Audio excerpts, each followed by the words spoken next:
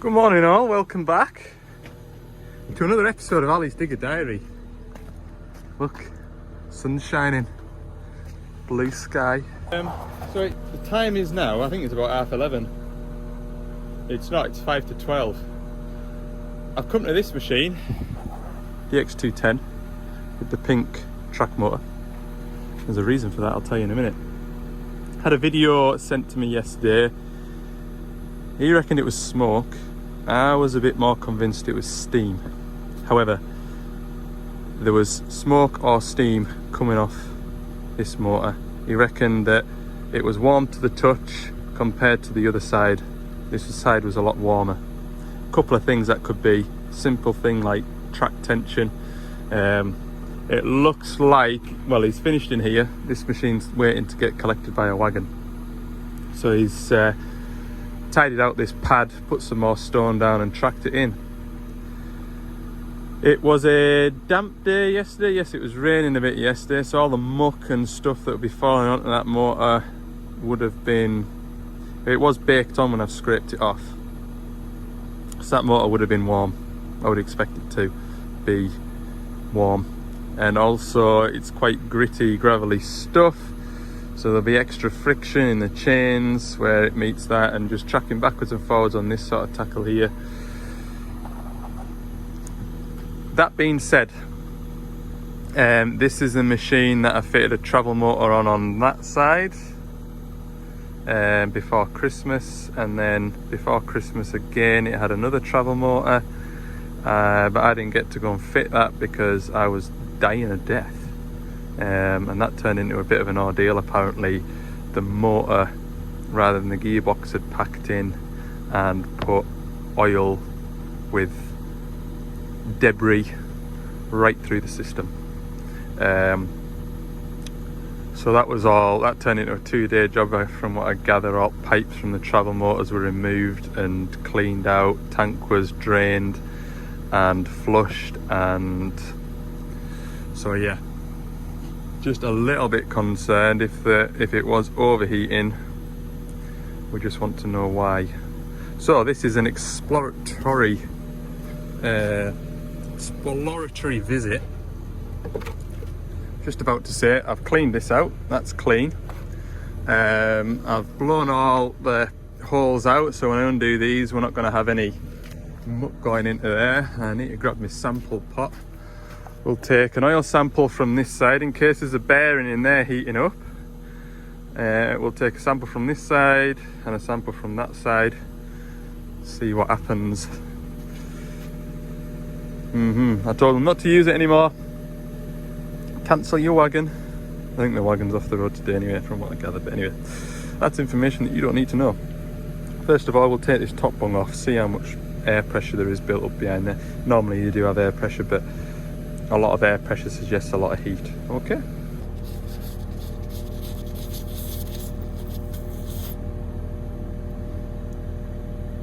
No, not really any air pressure behind there, which is nice. Got the bung here, I've just smelt it. It doesn't smell unusual or any stronger than it would normally be. Remember, I change these every 500 hours, especially in the forestry machines. So I would expect this oil, when did I service this? It's on 3797. 3797. So yeah, I serviced this probably about 3797. Probably about 300 hours ago. So the oil in here shouldn't be too discoloured. We'll check the level now. See if it has got oil in it. There's no unusual noises either. I've just tracked it round in single speed and then up to high speed, and there's no unusual noises, so that's positive. Like I say, I don't know if there's anything to worry about, but obviously the operator, having had 2 track motors on it before Christmas, is a little bit suspicious. That ain't good. The machine is cowed back a bit, but again, it doesn't stink. Okay. So that oil, I can't even. I nearly did. I'm not gonna. We're gonna get a cable tie, dip it in there. Oh yeah, it's there, and it's clean. Yeah, clean. And the smell. It is there. It's just. I think it's just because it's. I can see it now. Now that the sun's on it. It is just probably about there. But either way, I'm gonna drain it all out. Put fresh gear in it.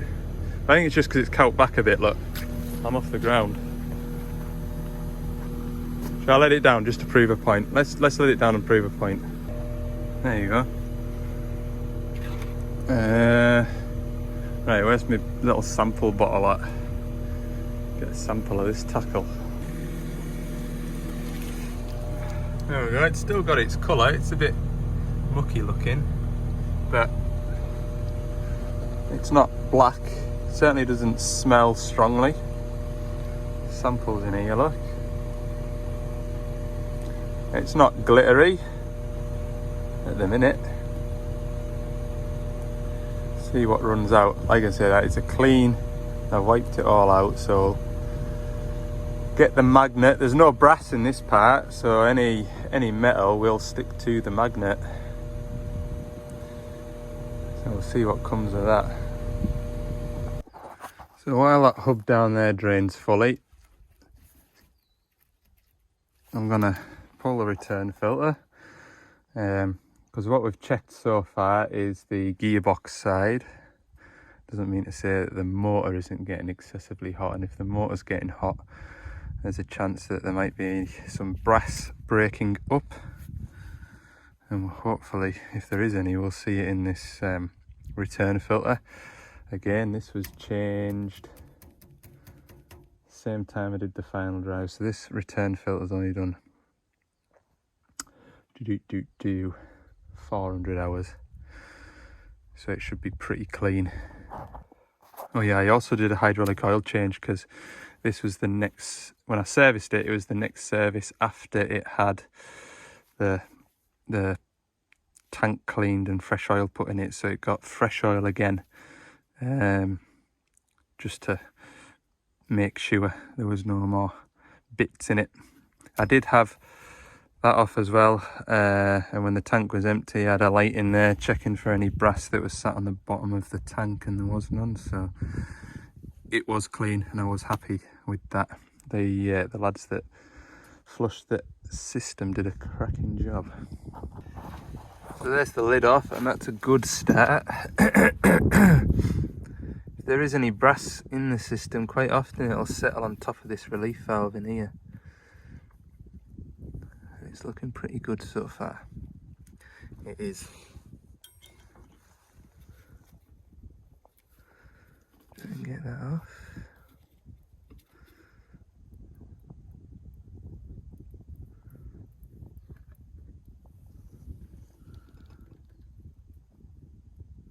A little speck of something there just in the middle, but that might just be a casting deformation as well. I'll find out in a moment or two. So the returning hydraulic oil, when it's come through the hydraulic oil cooler, comes through that pipe there, and sometimes you see bits of stuff on the inside of there. But that is clean. The filter, that is clean. That's a clean tub as well, by the way.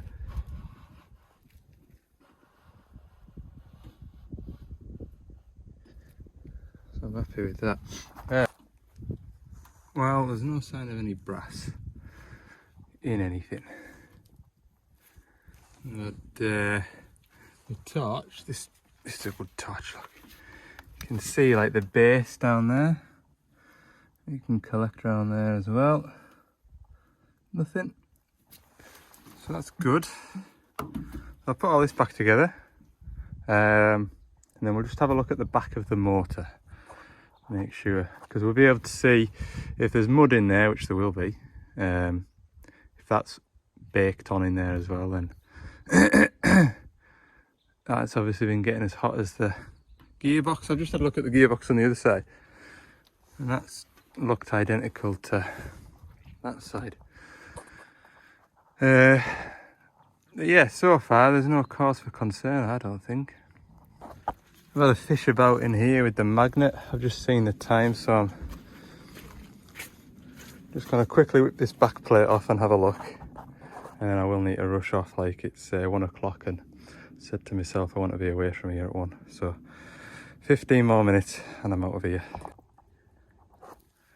Yeah, there's nothing in here. I don't know why I'm feeling that for heat, but this stuff's still pretty moist, so it hasn't been getting hot in here.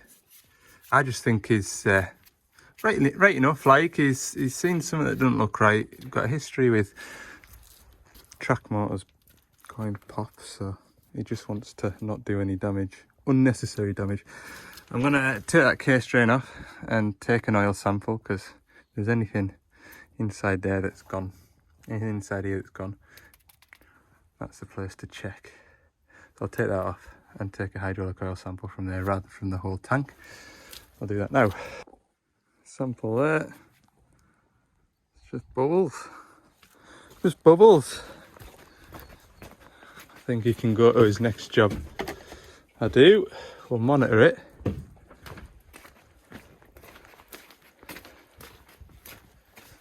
We'll monitor it. There's no abnormal noises. Yeah. There's no, it's not like the, we said in a previous video about this track chain. Sprocket, when I've been fitting these, you have to pay attention which way they come off, because they will go on the other way around. And it looks like it's the right way around, because there's paint on this side, you see. So it's not like it's out of line. There's no chunks or excessive wear.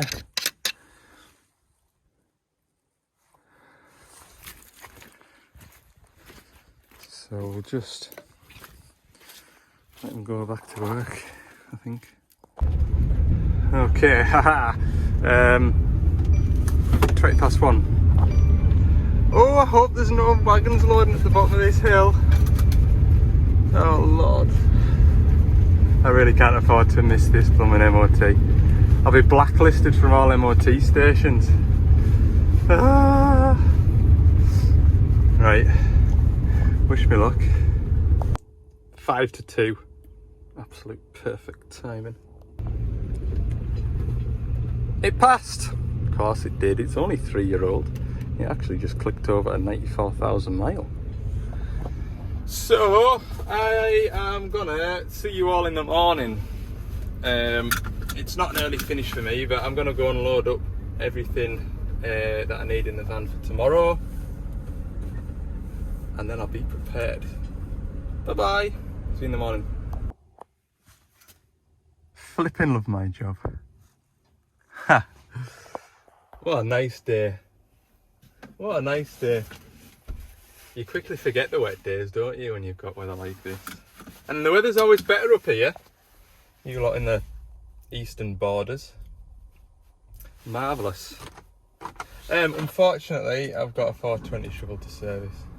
This one is jumping the queue a bit, but that's because I've got a 140 on the way back the way. He wanted us this afternoon. So I've got a 140 to nip into. Just gonna have a nice, easy Friday, aren't we? Yes. The whole journey up here, I've had one phone call. Magnificent. Today is gonna be a good day. It's Friday, people. Let's go and do this shovel. Oh. It's nice. I'm in this shed, and I wasn't too sure about being in this shed because of the shade, but the sun's coming right in through that gable end. It's quite nice and light and bright and airy today. Just been having a chat to the driver what all's to do with it. The fuel pipe that I replaced a fortnight ago, that's still nice and dry. exhaust pipe that I replaced 4 weeks ago. It's still there. It's had new tyres on it yesterday. What is that? Yeah, grease. 2 issues that are to be resolved. I've got 2 grease pipes in here which feed top of the loader arms, I think. They are leaking because they've been routed next to this nice sharp bit of flat plate. Even if they went along the bottom of this pipe and then under here, that bit there's rubber. It might not have rubbed as bad, or just a bit of something in there to stop it. But anyway, it's this like weird 3-core grease pipe which I've not really come across before. Definitely don't think I'll be able to get any of that stuff locally. So it says let's just get the mob out to... The mob that fitted this isn't a standard kit because there was a shortage during COVID of greasing systems, so this is a different kit to what's normally on them. Just get them out to replace that one there. And where does that other one go? Oh no, that one goes. That one splits into 2. I don't know. Anyway, they maybe have something on the shelf that they can send me. If they want to send me it, that's fine. If they want to come out and make the hoses up on site, that's fine. But I can't do out with that today. I've got this grease pipe on here that's been snapped off by a big cobble. I do have this metal plate here to protect them, which is doing a better job than no plate at all, which is what was originally there. However, it's managed to snap because that kind of like, I've got that to sit into there. Bit of a yo-yo job, these grease pipes in here. But I'm pretty sure I've got a fitting on the van for that. So we'll get some oils draining. There was a question in the previous video asking why do I take oil samples? The machine is under warranty. We have to take samples when we're servicing the machine, and the idea of that is we get an early warning system if there's anything going drastically wrong. And not only that, Doosan get the oil sample records back as well. So for example, if there is excessive metallic content in an engine oil sample and we ignore that, then 2,000 hours later the engine goes bang. Doosan can say, well, if you go back to that oil sample 2,000 hours ago, there was excessive metallic content in that engine oil sample and something should have been done about it then. I think that is the idea. To be honest with you, it's very rare that I get a notification with any abnormalities. Occasionally we get abnormalities with final drives. Generally it's machines that are in the woods, and sometimes when I think about when I service those machines, it's been pouring with rain and I've probably got a big blob of peat falling into the sample, so some of it could be me. But anyway, and I have had a couple of fuel sample warnings as well, which I've got back to the customer and they've done something about that. So yeah, that's the story with the fuel samples, the sampling kits that we do. Right, get a boiler suit on then and rattle this service through.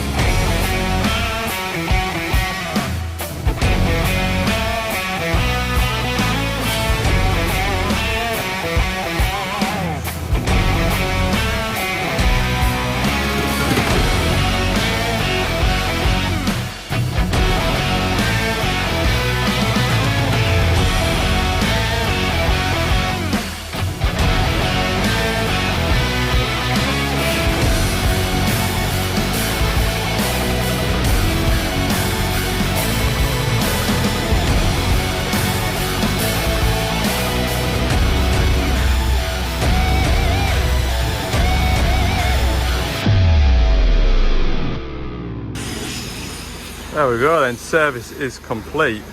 I've got to be honest, I have been ratcheting in the back of the van now for about 20 minutes and I probably could have gone to the hydraulic spot and got what I wanted, but I was adamant that I had a fitting, look like that, like metric in it.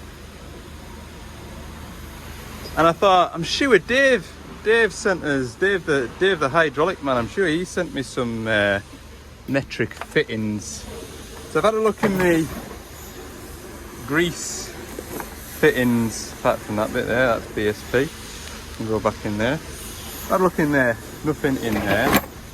Then I thought maybe I put it in my quick hitch box. So that's a quick hitch valve, there's another quick hitch valve, there's all sorts of quick hitch based fittings and adapters in there. Nope, not in there.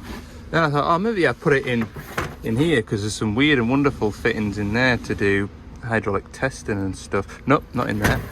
So then I thought, right, I've maybe just chucked them in one of these bins. So I've got in here, I've got big blanks, BSP at the front, and in the tray next door I've got ORFS, and in the back Duke it, I've got GIC. So that was my last place to look.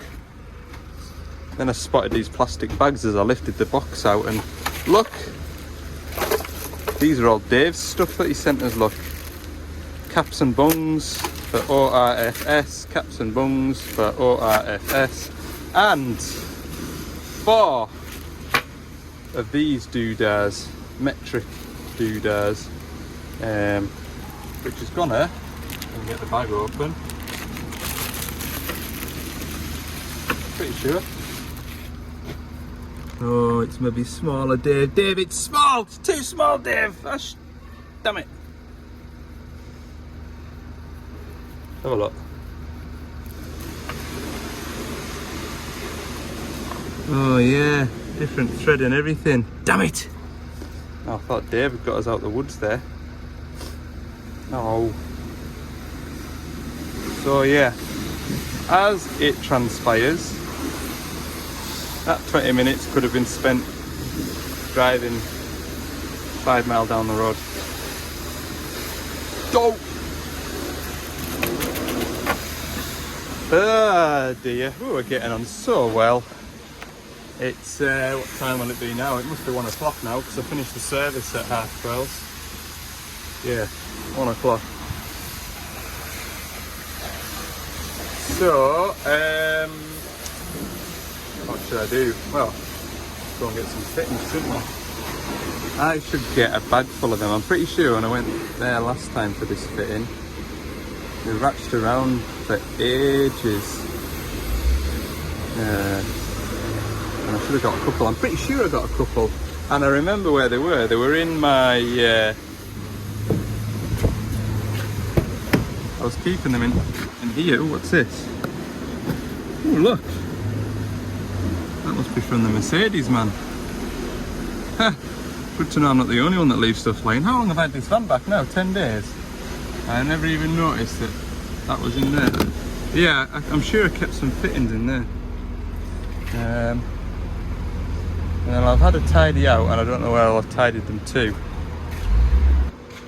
Okay, I'm all packed up and ready to go and get a fitting. However, I think I've just avoided a bad day in the office. I was just double checking what all I needed. Obviously I've got 2 pipes going to, I've got a pipe going to that one and a pipe going to that one. There's 1 pipe which is still attached, but the pipe going to this one is snapped here, look. Good, mint. So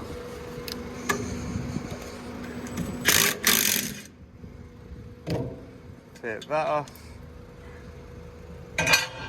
Take that bit of pipe it is. Yeah, I'm pretty sure it was fairly, what's the word, weathered when I came back and put that metal plate on. Just on the phone to my boss about these aftermarket greasers, and they're just not protected enough at the front end at all. So they're not. Right, let's get on. Every other visit there's a problem with this greasing on this front end. Anyway, right, I'm getting hungry, can you tell? Pipes are in the van, let's go. White Kelso for your hydraulic pipes, look. Quick turnaround. Friendly chat with folk on the desk. Job well done. Right, I'll grab my sandwiches on the way back up to this shovel because I'm 20 past 2. Be another 20 minutes back up to the shovel. I'll be half an hour fitting that stuff, and then it'll be 3 o'clock, and then I'm an hour to the last job, which is an Ali's Digger Diary mistake from yesterday. We'll talk about that when we get down there. And we're back. I remembered as well that this machine needs the software update. Friday afternoon, putting a software update on a shovel 2.5 hours away from home. Is this a good idea? The last one I did, it took about 25 minutes, so if I leave it to do that, I can get on down there and do that. 2 jobs at once. That's it, we're flashing. Program's going on, we're at 1%. The laptop shouldn't go to sleep because it's plugged in on charge. And I'm going to get out with that beeping, horrible beeping, horrible beeping noise.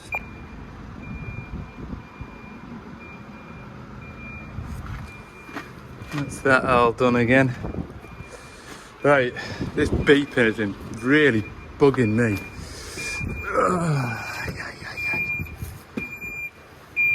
Flashing complete. Okay. Switch machine off. Okay. Click this little toggle switch on here. Back to the right position.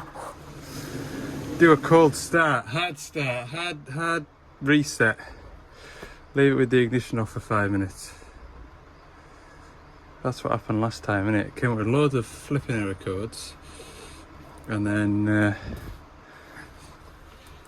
turning it off and leaving it for a while fixed it. Oh yeah, I found the problem. The machine thinks it's got a CVT transmission now, mint. So, oh, that beeping is really adding to my stress levels, like, it really is. I want to rip that yellow box out of this flipping thing. Great, now I get to sit here for 20 minutes while it uploads. I've got a different one for a different shovel, but it's the same shovel, if you know what I mean. Oh, stupid. I hate updates, hate them. Flipping 3:30 now, I could have been away. Oh man. It's so flipping annoying. Is it just me that has these problems with software updates, or I was on the phone to my colleague there, he hasn't done any yet. I says don't bother. They're just problems. That file that I downloaded was specifically for this machine, going by the serial number. And now it thinks it's got a CVT gearbox instead of a power shift.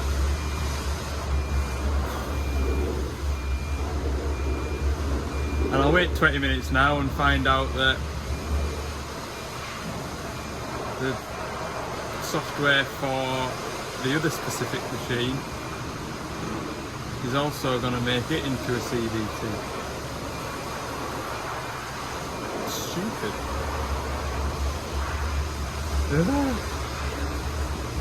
This isn't mechanic in this. This is IT engineer stuff, and if I wanted to do that, I'd be sat in a flipping office. Oh, can you tell I'm getting mad? Can you tell? I'm doing well not to swear. Pat on the back for not swearing. Well, we've got different transmission codes now. Pretty sure they're pretty similar to my last ones that I had on that 320. So with a bit of luck, it doesn't think it's a flipping CVT. Oh, that beeping, seriously, stop. Give over.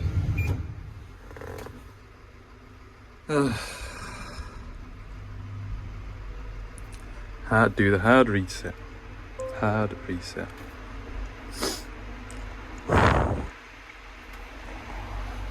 10-2. It's 10-2.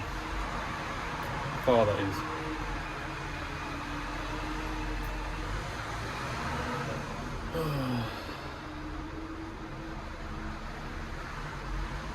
Kids, if you want to be a plant mechanic,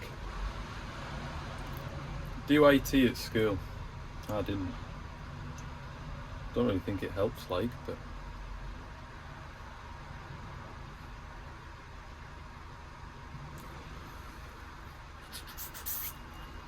In fact, do IT at school and go into software writing for machines like this and get it right, please. Good news, it's not a CVT anymore. Bad news. It's 4 o'clock. Let's log into it now and make sure there isn't a CVT. Yeah, there we go. Man alive. Beeping! Okay, get me out of here. ASAP Rocky.